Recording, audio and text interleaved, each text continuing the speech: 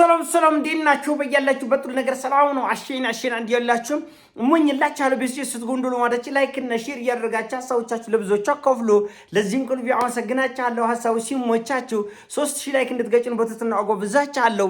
ዛሬ ሚዛናችን ዘላችሁ የመጣነው ሰበር ዜና፣ አስደሳች ዜና ነው። እንግዲህ ከመሸ CNN እና አክሲዮስ ይዞት የወጡት መረጃ እንደሚያመለክተው ከሆነ አሜሪካና ኢራን ለመስማማት ጫፍ ላይ ደርሷል እየተባለ ነው።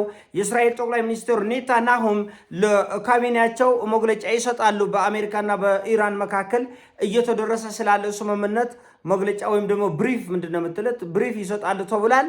ይሄ በጣም የሚያስደስት ዜና ነው። ጥንቅሽ የሆነችው አበባ የሆነችው ኢራን እንግዲህ ከሞላ ጎደል እኛን ወክላ ይሄን ጦርነት እያሸነፈች ይመስላል። በእርግጠኝነት እንዳልኳቸው ይሄ ጦርነት ከድርድርና ከምክክር ውጪ ምንም አይነት መፍትሄ የለውም። ኢራን ያስቀመጠችውን ሐሳብ ከሞላ ጎደል ተቀብሎ ዓለምን ወደ እፎይታና እረፍት ከመመለስ በቀር ሌላ ምንም እንዲሁ ወዲህ ብልት ወዲያ ብልት ቢያገላብጡት መላ መፍትሄ የለውም። አሜሪካ እንግዲህ ይሻላል፣ ይበጃል፣ ያቀራርበናል ያለችውን ፕሮፖዛል ለኢራን አቅርባለች። ኢራን እያጤንኩበት ነው ብላለች። እንግዲህ ይሄ ነገር ከመጋረጃ በስተጀርባ ወይም ደግሞ በከፍተኛ ሚስጥር ነው የሚደረገው። ሚስጥር የተደረገበት ትልቁ ምክንያት የአሜሪካን ክብር ለመጠበቅ ሲባል ነው። በእፍረትና በውርደት ምክንያት ወደ ብስጭትና ወደ ቁጣና ወደ አልተፈለገ ጦርነት እንዳይገባ ሲባል ብዙ ነገሮች በሚስጥር ነው ያሉት። በእርግጠኝነት ነገ ከነገ ወዲያ የድርድር ሀሳቦች ሲመጡ አንዳንዶቹ ለዘላለም ሚስጥር ሆኖ እንደሚቆዩ እርግጠኛ ሆኜ እነግራቸዋለሁ። አንዳንድ ጉዳዮች ለዘላለም ሚስጥራዊ ሆነው በሁለቱ በአሜሪካና በኢራን መሀል ላይ ጦርነትና ኮሽታ እስካልተነሳ ድረስ ጉዳይ በሚስጥር ተይዘው ለረጅም ዓመታት የሚቆዩ ጉዳዮች አሉ። ለህዝብ ይፋ ተደርጎ በእነዚህ ሀሳቦች ተስማምተናል የሚለው ጉዳዮች ላይ ደግሞ ሊነግሩን ይችላል የሚል ግምት አለ። እንዳልኳቸው አሁን የዚህ ጦርነት ዋና ማጠንጠኛ በኢራን በኩል ወዳጆቼን አትንኩብኝ ቁጥር 1 ነው። ሊባኖስን አትንኩብኝ፣ የመንን አትንኩብኝ። ይሄ ቁጥር 1 ጉዳይ ነው። ሁለተኛ ብሬን አምጡ ነው። የኢራን ትልቁ ጥያቄ ብሬን አምጡ ነው። በመቶ ቢሊዮን የሚቆጠር ገንዘብ በየዓለሙ አለኝ። ይህን ገንዘብ እንደ ሌባ እንደ መንታፊ አስቀርታችሁብኛል፣ እሱን አምጡ ነው። ሶስተኛ ማዕቀቡን አንስልኝ ነው። በቃ ልነግድ፣ ልሸጥ፣ ልለውጥ፣ እውቀቴን ለዓለም ላካፈል፣ ዓለም ያለውን የምፈልገውን ወደ ራሴ ላምጣ፣ ማዕቀብ ይነሳልኝ ነው። ለዚህ ሁሉ ለኢራን ጥያቄ ኢራን የምትሰጠው አንድ ነገር ብቻ ነው፣ የፈረደበት ዩራኒየም ነው። እሱንም ወደ ፈለገችው አገር ማውጣት ትችላለች። ካልሆነ ባለበት ቦታ ለኃይል ምንጭነት ብቻ እንዲያገለግል የሚደረግበት ሁኔታ ይፈጠራል። ይህን እኮ ከጦርነቱም በፊት እኮ ኢራን ተስማምታለች። ይህን እኮ ከዓመታት በፊትም ኢራን እሺ ብላ እኮ የተስማማችበት ጉዳይ ነው። መቼም አንዳንዱ ዱላ ካላሰረፍክበት አይገባው። አሁን አሜሪካና እስራኤል ደህና ዱላ ሲያርፍ እላቸው ላይ ልክ ነው ኢራን ያለችው ልክ ነው አለ እንጂ ኢራን ከጦርነቱ በፊት በድርድር ጄኔቫን በነበረው ቱርክም በነበረው ኦማንም በነበረው ድርድር እኔ የኒኩለር ጉዳይ ላይ እንደራደራለን፣ እኔ ላልታጠቅ እችላለሁ። በነገራችን ላይ ኢራኖቹ አሁኑ 100% እርግጠኛ ነኝ የምነግራቸው ከኒኩለር መሳሪያ የባሰው ወይም እኩል የሆኑ መሳሪያችን ይይዛሉ። ዝም ብለህ ለማየት ያውቅ ለጭንቅ ቀን የምታገለግለዋል። ይሄ በሚሳኤል ጉዳይ ላይ አይደራደሩ በፍጹም። በሚሳኤል ጉዳይ ለምን 100,000 ኪሎ ሜትር አይወረወርም? እንኳን 3,000 እንኳን 6,000 እንኳን 7,000 ቀርቶ ለምን 100,000 ኪሎ ሜትር እዛ ላይ አንነጋገርም ብላል። አሜሪካን እሱን ተማምናለች። ባለፈው እንዳልካቸው ምናልባት ኢራን ከዩራኒየም ቀጥላ አሳልፋ የምትሰጠው ጉዳይ ምናልባት እኔ የሚመስለኝ ይሄ የአሜሪካ ወታደር ከመካከለኛው ምስራቅ ይውጣ የሚለውን ሐሳቧን ትተዋለች የሚል ግምት አለ። ምክንያቱም አሜሪካን አታደርጉ ማታደርግበት ምክንያት የመጨረሻ የሞት የውርደት ስለሆነ በቃ የክብር ጉዳይ ስለሆነ እና በሌሎች ነገሮች አመቻምቻ ይህን ነገር ታልፏለች የሚል ግምት አለኝ። እና እንዳልኳቸው ኢራኖች አሁን በጣም የሚፈልጉት ዶላር ገንዘብ ነው የሚፈልጉት። ለምን ኢኮኖሚያቸውን በከፍተኛ ሁኔታ በአንድ ጊዜ ሰማይ ነው የሚሰቅሉት።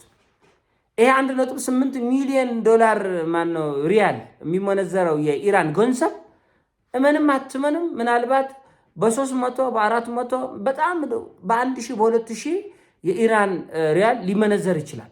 ልክ ይሄ ገንዘብ እጃቸው ላይ ሲገባ ወዲያው ነዳጃቸውን ጆሮን ይላሉ።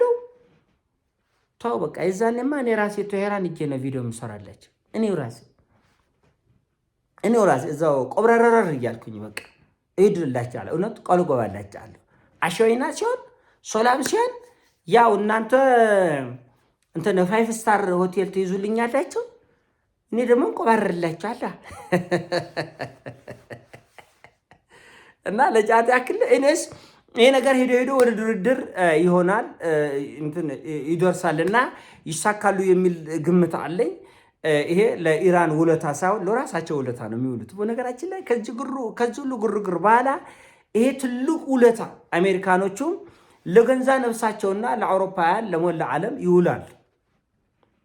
እቺ ኤሚሬትስ ውጥ እንደምትለው ሳዑዲ እንደምትፎክረው ባህሬንና ኳተር እንደሚቆሰበሱት እንዳይመስላቸው።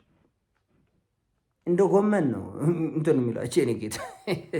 ቀልድ የለ እንደዚህ እና የማይሆን አይሆንም፣ ይሆናል። የግድ ነው። ጉሮሮን ተይዘህ የኢራንን ፍላጎት ታሟላለህ፣ ትሆርማለህ። ግድ ነው። ግን አሁንም እርግጠኛኛው ነገራቸው በፍጹም አሜሪካኖቹና እስራኤሎቹ አይተኙም። የፈለገ ነገር ይሁን ድርድሩ በተፈረመበት ደቂቃ ልዩነት አዳሩን ኢራንን እንዴት እናፍርስ ስለሚለው ሌላ እቅድ ነው የሚነድፉት። እነሱ አንዴ ከነከሱ አይለቁ፣ አንዴ ከያዙ አይለቁ። ይሄ ማወቅ አለብን እና ኢራንን ይተዋታል፣ ሰላም ይሰጧታል ብለን እንዳትገምት። ግን ኢራኖችስ እንኳን ክብራቸውና ልዕልናቸው በመላ ዓለም ናኝቶ እንኳን እንዲው መሰለ ድል ወርቃማ ድል ታቅፈው ቀርቶ እንደው መጀመሪያ ነስ የሚለቁ ሰዎች ናቸው እንዴ እንደሉ ነገር እና እነሱም እነዚያም እንቅልፍ አልባዎች ናቸው። ከዚህ ጦርነት በኋላ ኢራናውያን ተዘናግተው ተደስተው ተሞላቀው ይቀመጣሉ ብሎ የሚያስብ ሰው ሁሉ እብድ ነው። አያደርጉትም። እርግጠኛኝም ነው ግረን ነው ማለት እና አሁን ትልቁ ነጥብ ምንድነው? ኢራኖቹም እንቅልፍ የላቸው፣ እነዛም እንቅልፍ የላቸው። እነዚህኞቹም ለእነዚህኞቹ አይተኙላቸው። ኢራኖች አውሮፓና አሜሪካም ለኢራን አሜሪካ ብትተው አውሮፓ አይተው እርግጠኛኝም ነገር አሁን ተኳረፉ እንጂ በኢራን ጉዳይ ላይ የሚሆን በሌላው ዓለም ጉዳይ ላይ አቋማቸው አንድ ነው። ነገር ግን ያው ለጊዜው አሜሪካ አውሮፓን ለምቦጭ ስላስጣለችና ስላስኮረፈቻቸው ስላበሳጫቻቸው ናቸው እንጂ አሜሪካና እስራኤል ቢተውም አውሮፓ የኢራን ጉዳይ አይተው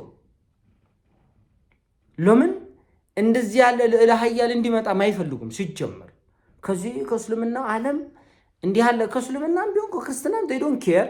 በተለይ እስልምናን ዓለም ለመደቆስ ለማንገላታት እና ለማጎሳቆል ብዙ ርቀት ነው የሚሄዱት እና አውሮፓም ቢሆን ይሄ ነገር እንቅልፍ የሚወስደው አይደለም። ግን የሆነ ሆኖና ይሄ ነገር በስተመጨረሻ ኢራኖቹም አሸንፈው ይወጣሉ ብያለሁ። ቃል ነው። ያለበለዚያ ተያይዘን ወደ እልቂት ነው የምንገባው ብያለሁ። ስለዚህ ይሄ ወደ ድርድር ጠረጴዛ መመለስና አሜሪካ ዋጥ ማረጓ ዋጥ እኮ ነው ያደረገች። ዋጥ እሺ በቃ ይሁን በቃ እና ግድ ነው። ልባም ስትሆን አንድነት ሲኖርህ መከራና ጭንቁን በህብረት ስታልፍ እንዲህ ትከበራለህ። ይህን የመሰለ ታሪክ ዓለም እያየ የእኛ ህዝብ አይማርም። እውነት ነው ናቸው አድካሚ። እኛ እኮ ብንማር እኮ ራሳችን ያሳልፍነው መከራና ሞት እልቂት አፍሪካን ያስተምራል። ግን ያው እያደረ አዲስ ነኝ ያለ አንድ ድሮ ጋዜጠኛ ነበር አይደል? እያደረ አዲስ የሚባል እያደረ አዲስ ጥሬ እያደጉ በቃ በስሎ ጥሬ እና ብዙ ነገሮች የሚያናድዱም የሚያስቆጩ የሚያበሳጩ ከዚህ ታሪክ ብዙ ነገር እንማራለን። ጋዛ ለኛ ትምህርት ትሆናለች። በአሁኑ ሰዓት ጋዛ አንዱ ቆበለ ለኛ ትምህርት ይሆናል።